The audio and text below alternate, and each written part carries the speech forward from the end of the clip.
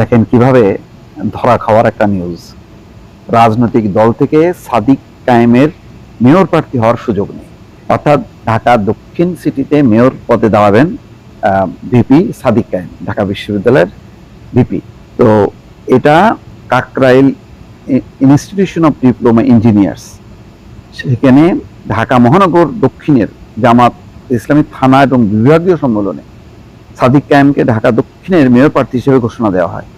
এই ঘোষণার পর শিবিরের পক্ষ থেকে বলা হচ্ছে যে সংগঠনের দায়িত্বে থেকে ঢাকা বিশ্ববিদ্যালয়ের ভিপি সাদিক কায়েমের কোনো রাজনৈতিক দলের প্রার্থী হওয়ার সুযোগ নেই বলে জানিয়েছে ছাত্র শিবির।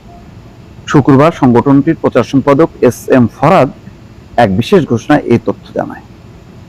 তো কি দাঁড়াচ্ছে তাহলে, মানে আসল জিনিসটা তো বের হয়ে যাচ্ছে।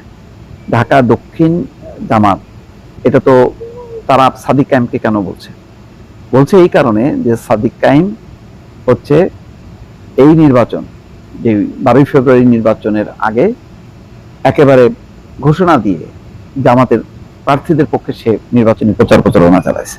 এটা প্রতিষ্ঠিত সত্য। মানে শিবিরের এমন কোনো পর্যায়ের নেতা কর্মী নেই যারা মাঠে নামেনি। ফলে তখনই কিন্তু মানে তাদের বিষয়টা জনসমক্ষে প্রকাশিত হয় যে জামাতের অংশ হচ্ছে শিবির। এটা সবাই জানে, কিন্তু শিবির কখনো স্বীকার করে না। যার কারণে 5ই আগস্ট পট পরিবর্তনের পর যখন ছাত্রদল বিভিন্ন হলে, ঢাকা বিশ্ববিদ্যালয়ের হলে যখন নাকি কমিটি করতে গেল, তখন একদল শিক্ষার্থী রাতের বেলায় নেমে গেল, বিক্ষোভ করলো, বলল যে ঢাকা বিশ্ববিদ্যালয়ে কোনো দলীয় রাজনীতি চলবে না। যারা বিক্ষোভ করলো, যারা বাধা দিল, তারাই পরবর্তীতে দেখা গেল ছাত্র শিবির হিসেবে আত্মপ্রকাশ করলো।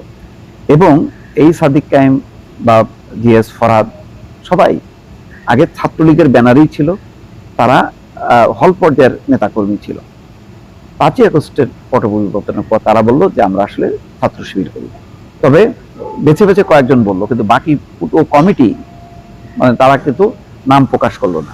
ফলে তখন থেকে একটা গুঞ্জন যে তারা গুপ্ত রাজনীতি করে, তারা ঢাকা বিশ্ববিদ্যালয় সহ বিভিন্ন বিশ্ববিদ্যালয়ে দলীয় রাজনীতি চলবে না বলে স্লোগান দেয়, কিন্তু তারা আসলে দলীয় রাজনীতি করে। এবং যখন নাকি দিনে দিনে যখন নাকি নির্বাচনটা ঘনায় আসতে থাকলো, তখন কিন্তু তারা একেবারে মাঠে নেমে গেল।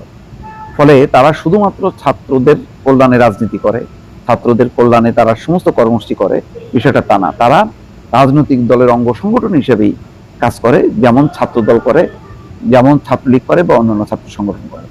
তাহলে আলাদা কোনো জামাত ইসলামের সাথে সম্পর্ক নেই বা কোনো রাজনৈতিক দলের লেজুর ভিত্তি করে না, এই কথাটা কিন্তু বলা যাচ্ছে না। এখন 12 ফেব্রুয়ারি নির্বাচনের পর আবার হয়তো তারা চিন্তা করছে যে না, আমরা যেভাবে ওপেন হয়ে গেছি সেখান থেকে আমরা আবার ফিরে আসি, আবার শিক্ষাঙ্গনে ফিরে আসি, এবং আমরা আবার বলি যে আমরা কোনো রাজনৈতিক দলকে সমর্থন করি না। জামাত ইসলামীর সাথে আমাদের বন্ধুত্বের সম্পর্ক, কিন্তু তাদের কোনো সহযোগী মানে সংগঠন না। কিন্তু এই জামাতের দক্ষিণ ঢাকা, তারা তো আনুষ্ঠানিকভাবে তার নামটা যখন কি ঘোষণা করলো, তখন ছাত্র শিবিরের জন্য বিব্রতকর অবস্থা তৈরি হলো। সেই কারণে তারা এখন বলতে বাধ্য হলো যে না, এই ভিপি পদে থেকে বা ঢাকা বিশ্ববিদ্যালয়ের ছাত্র হিসেবে থেকে বা শিবিরের সাথে সম্পর্কযুক্ত হয়ে কোনো রাজনৈতিক দলের কোনো প্রার্থী হওয়ার কোনো সুযোগ নেই। তার মানে বিষয়গুলো কিন্তু একদম প্রকাশ্য, সবাই জানছে, বুঝছে, কিন্তু তারপরও তারা ঘোষণা করছে না। তারপরও তারা বলে যে ছাত্র শিবির কোনো ভিত্তিক রাজনীতি করে না, ছাত্র শিবির শুধুমাত্র ছাত্রদের কল্যাণে রাজনীতি করে। কিন্তু 5ই আগস্টের পরে এক দফা প্রকাশিত হয়ে গেল যে তারা আসলে ছাত্র রাজনীতি করে। 12ই ফেব্রুয়ারি নির্বাচনকে সামনে রেখে আরো বিষয়টা প্রকাশ হয়ে গেল যে তারা ছাত্র রাজনীতি তো করেই, এমনকি তারা দলীয় রাজনীতিও করে, এবং সেটা হচ্ছে জামাত ইসলাম। এই মানে বিষয়গুলো তারা যত চাপা দেওয়ার চেষ্টা করছে, কোনো না কোনো ফরম্যাটে বের হয়ে যাচ্ছে। যেমন এখন ওই ঢাকা দক্ষিণ, তারা আনুষ্ঠানিকভাবে ঘোষণা করছে সাদিক কায়েমকে তারা মেয়র প্রার্থী হিসেবে মনোনীত করছে, কিন্তু পরে হয়তো পরিস্থিতি পর্যালোচনা করে দেখছে যে না, এটা হলে আরো ডিজাস্টার হবে, আরো তাহলে কোণঠাসা হয়ে যাবে ছাত্র শিবির ঢাকা বিশ্ববিদ্যালয়। সেই কারণে দ্রুত আবার সিদ্ধান্তটা তারা পরিবর্তন করছে। তার মানে এক ধরনের ছল চাতুরি, এটা কিন্তু মানে অনেকটাই প্রকাশ্য, দর্শক।